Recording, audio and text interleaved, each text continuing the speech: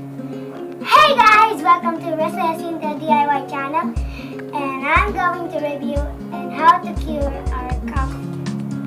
And this is a mint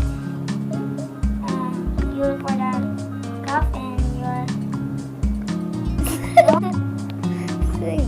go.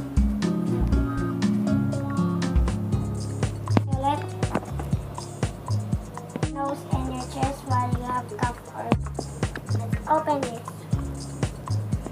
If you want to cure your sipon or if you want to cure your nose from your thing that I don't know, you smell it so it can get out.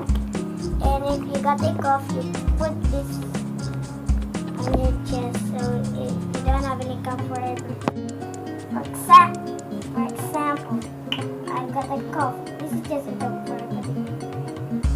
And if you got a cough, you put it in your chest and it will be okay.